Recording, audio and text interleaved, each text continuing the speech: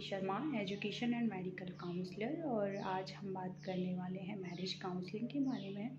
अक्सर ऐसा देखा गया है कि जो क्लाइंट्स होते हैं जिन्हें मैरिज रिलेटेड प्रॉब्लम होती हैं, मैरिटल प्रॉब्लम्स होती हैं, उनको काउंसलिंग की ज़रूरत होती है, लेकिन उनके दिमाग में बहुत सारे डाउट्स रहते हैं। क्या काउंसलिंग अच्छे से हो सकती है? क्या जिस एक्सपर्ट से हम काउंसलिंग ले रहे हैं क्या वो अच्छा एक्सपर्ट है, उसके पास क्वालिफ़िकेशन है या नहीं है, सर्टिफिकेशन है या नहीं है, इस तरह के डाउट्स चलते हैं। दूसरा ये है कि कितना खर्चा इसमें आ जाता है, कितने सेशंस लेने होते हैं एंड कितना समय इन चीज़ों में लगता है कि ये नॉर्मल फेज़ में आ जाएं। तो इस बारे में अपन बात करेंगे। और उससे पहले मैं चाहती हूँ कि आप मेरे चैनल को लाइक करें, सब्सक्राइब करें और शेयर करें। तो चलिए हम बात कर रहे थे मैरिज काउंसलिंग के बारे में।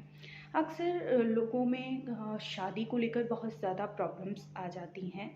धीरे धीरे प्रॉब्लम्स इतनी बढ़ती हैं कि वो जो रिलेशन है वो टूटने की कगार पर आ जाता है। लेकिन इन चीज़ों में जब ये प्रोसेस चलता है तो क्लाइंट्स को पता ही नहीं चलता कि वो कहाँ जा रहे हैं, उनका रिलेशनशिप कहाँ जा रहा है। अक्सर ये प्रॉब्लम शादी को लेकर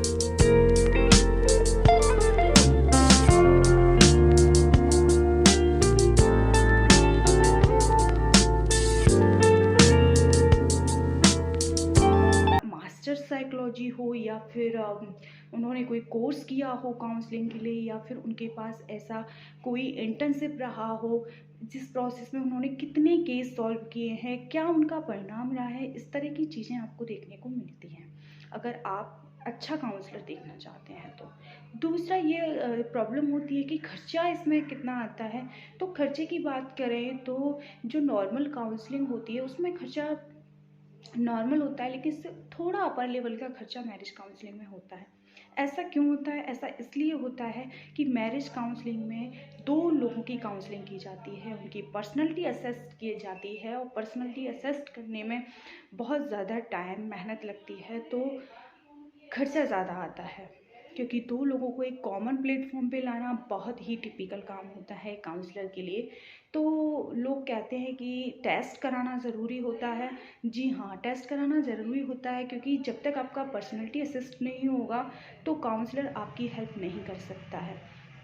इस तरह आपको पर्सनैलिटी असेसमेंट लेना चाहिए, जिसके आधार पर एक काउंसलर रिपोर्ट्स तैयार करता है, और रिपोर्ट्स को तैयार करके काउंसलिंग की प्लानिंग करता है कि किस तरह कितने सेशंस आपके लिए जाएं, जिससे ये केस सॉल्व जल्दी हो जाए और अच्छा रिलेशनशिप आपको देखने को मिले।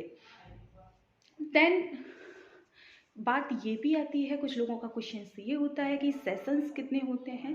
तो देखिए लगभग 10 से 12 सेशंस इसमें होते हैं, क्योंकि जो पहला सेशन होता है उसमें केवल आपकी प्रॉब्लम्स को सुना जाता है, आपकी हिस्ट्री ली जाती है, और आपकी किसी भी प्रकार की कोई काउंसलिंग नहीं की जाती। उसमें केवल और केवल आपकी हिस्ट्री ली जाती है, आपकी प्रॉब्लम को सुना जाता है। तो कपल में दोनों को अलग अलग असेस्ट किया जाता है, अलग अलग हिस्ट्री ली जाती है, अलग अलग सेशन लेना ज़रूरी होता है। इस तरह मैरिज काउंसलिंग करवाना आपके लिए आसान होता है। अगर आप ऑनलाइन काउंसलिंग करवाते हैं, बेस्ट है, आप ऑनलाइन काउंसलिंग ले सकते हैं। और अगर आपके शहर में कोई भी आपका नियरेस्ट साइकोलॉजिस्ट है, काउंसलर है, एक्सपर्ट, कोई भी एक्सपर्ट है, आप उनसे लेना चाहते हैं तो वो बेटर है।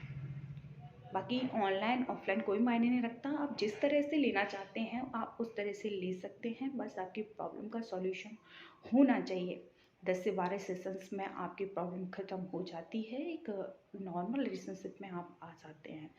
आगे की बात हम अगली वीडियो में करेंगे। अगर आपको मेरा वीडियो अच्छा लगा है, कुछ क्वेश्चंस के आंसर मैं आपको दे पाई हूँ और आपके लिए हेल्पफुल है, तो आप मेरे चैनल को लाइक करें, सब्सक्राइब करें, शेयर करें।